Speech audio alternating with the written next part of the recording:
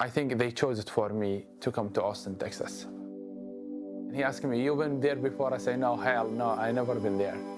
And then I don't know where Texas also. So I don't know anywhere I'm going, to be honest.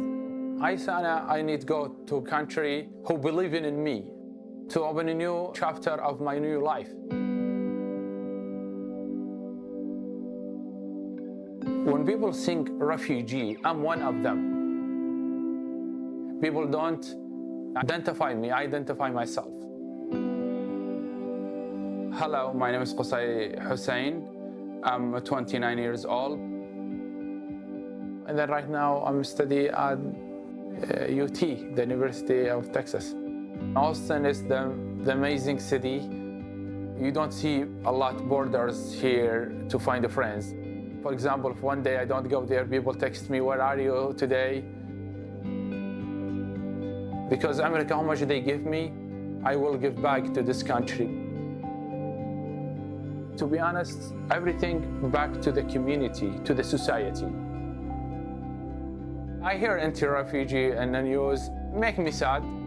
Most refugee, when they enter, they look just for a new life because they could not tolerate the situation in their country. My life before I get my accident was very cool. We live in a kind of small town outside Mosul. I am in a big family actually, 6 brothers and 1 sister, and my mom and dad. We have a neighbor next to us. Me and Ibrahim was very close friends, like brothers, more than brothers. So we was sitting and drinking tea and joking, me and my brothers and the neighbor brothers. That day, I just wanted to be going to the stadium, to be honest. I want to go there to play. The day of the bombing was, it was Thursday, August 3rd, 2006. It is open field, anyone can to watch there. So this car, or the truck, he come in the middle of the stadium.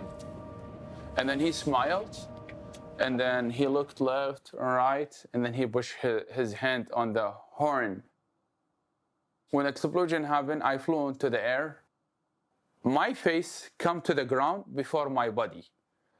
And then I stood up to run, and then when a shrapnel hit me, I could not move anymore. Looks like electricity shake my body. Could not see anymore. I just hear people shouting. A few seconds, I felt somebody slapped on my stomach. Ibrahim, he died. It was him. The explosion, what happened, is killed 16 people and 56 injured. My dad looked for me. He said, "What is Qusay?" He didn't recognize me because no nose, no cheek. So in our village, we don't have big hospital. We have just a clinic, small clinic, basically 3 room to 4 room, fewer nurses and 1 doctor, no more than that. The doctor, he come to me, he told my dad, "Go take care of your other kids. Qusay, in half hour, he will die." And I heard his voice, he crying. And I say, "Dad, don't leave me, I will die." And then my dad and his neighbor drive to the Mosul. We come to the checkpoint for American soldiers. They took me out from the car. A few minutes later, I felt helicopter.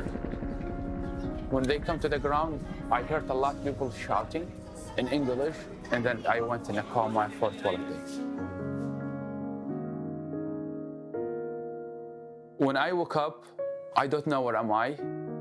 The interpreter, she told me in your file is explosion. I start remember everything. I say, I don't care about myself. I said, where is my brothers? Because I know they was with me in the stadium. I told her, open my eyes. And she say, we could not open your eyes. Not today. So I'm in a coma for 12 days. So my family, they don't know any news about me. They did a funeral for me. When an interpreter, he called my dad, he didn't believe it. I'm still alive. He said, looked on his right hand. What do you see there? The interpreter, he say, I see his name written in tattoo. My dad, he said, yeah, this is my son.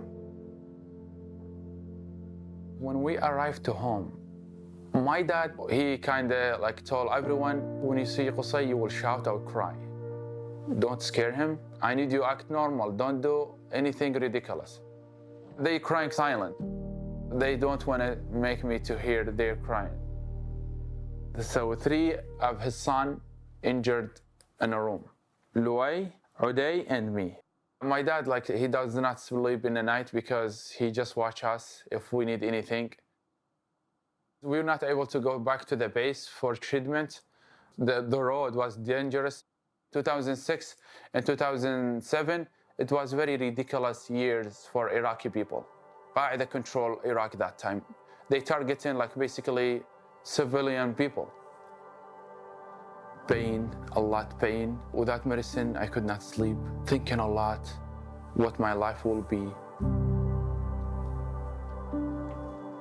This took 2 years of doing nothing. So one time I was listening to the TV and I heard about Doctors Without Borders. One of the report, he say, we are in Amman. In this surgical unit in Jordan, far from Baghdad.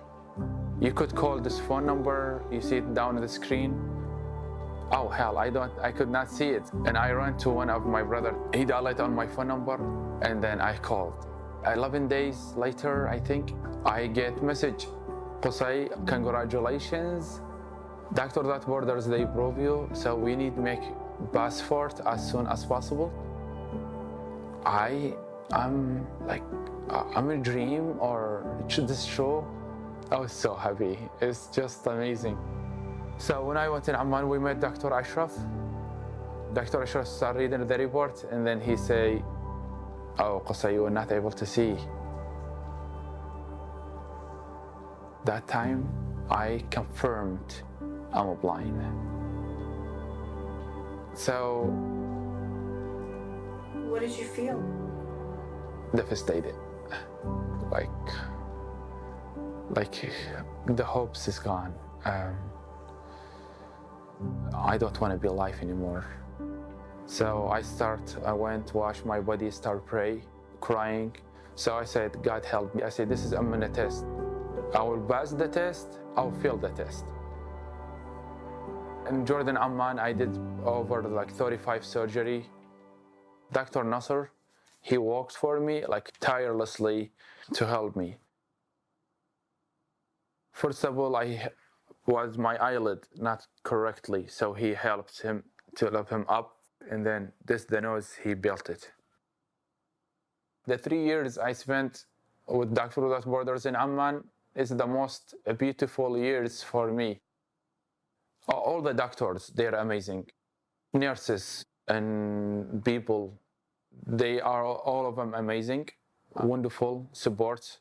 So yeah, I built my relationship with them, and also I built good relationship with the patients. Doctors Without Borders, they took us. They have, we call them like kind of psychological activity, people do activity for them.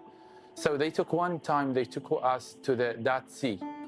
So I noticed in the bus, people dancing, loud music, even they have injured, like severe, but they are happy.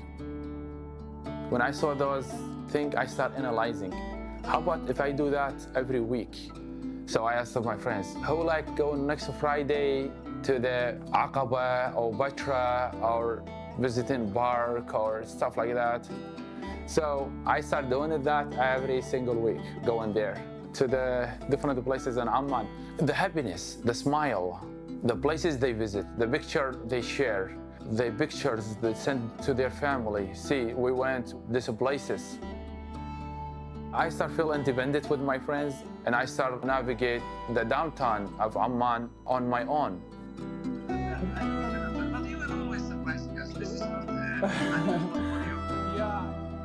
I met many people, many different culture, different diversity. Truly, I find myself, after my injury, who I am, what I can do.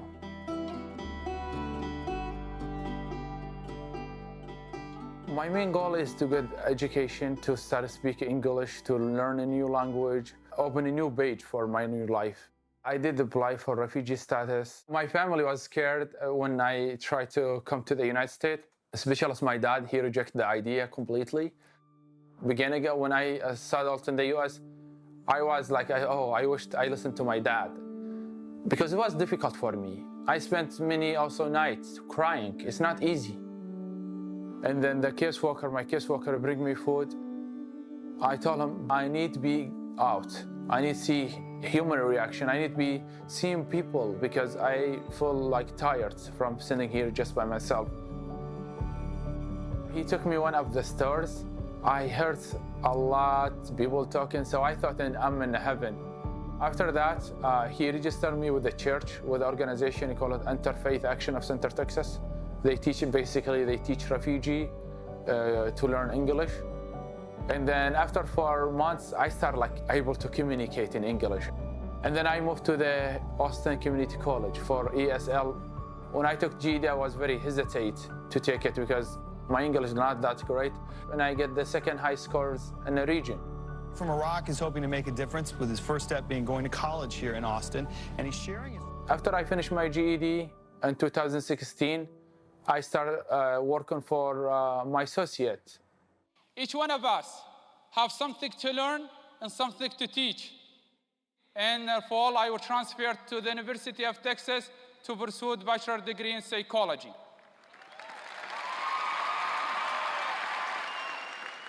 Organizations, sometimes they see my YouTube channel and then they send me an invitation. I motivate others. I just want to help others. People come to me after the event and talk to me, say, you changed something in our life today. So I feel happy about that. First speech I gave here in Austin, it was a lot, like 250 people attend my speech. So they film it for me and they send it to me and I send it to my family. When they saw it, they was crying. But my dad, he said, because I saw you, how you are on the stage, and then people stood up after you finish your speech. Right now, I think he's very proud of me.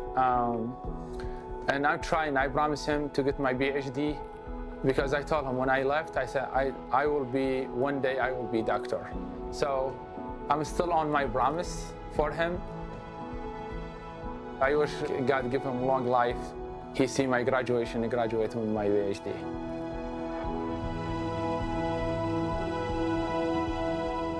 I didn't see my family for 8.5 years. I went in last May. It was amazing to see my family again. They've been sitting around me and I still I could hear their smile.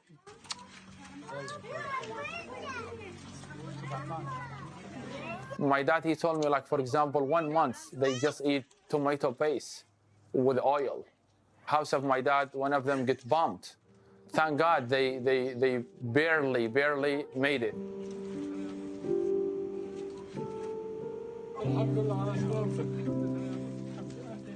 Mosul. When you say Mosul, everything is stopped. Around 500,000 people have fled Iraq's second largest city, Mosul. ISIS entered Mosul 2014. So basically they stayed there 2 years. Everything, historic, human, everything destroyed. Mosul need help from everyone. When I went there, trust me, I cried.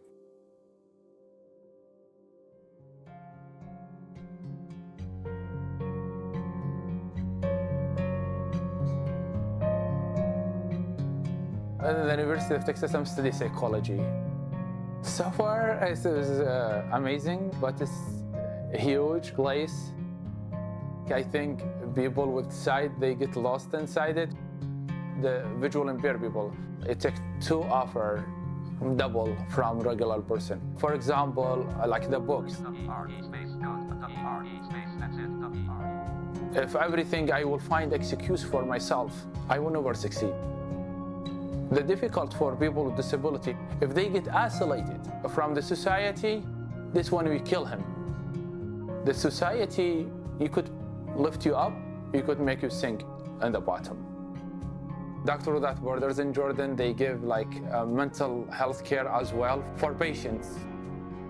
They come visit people who think like I have depression and talk to them, and they work with them together how they can help. When you listen to someone, you make them relief.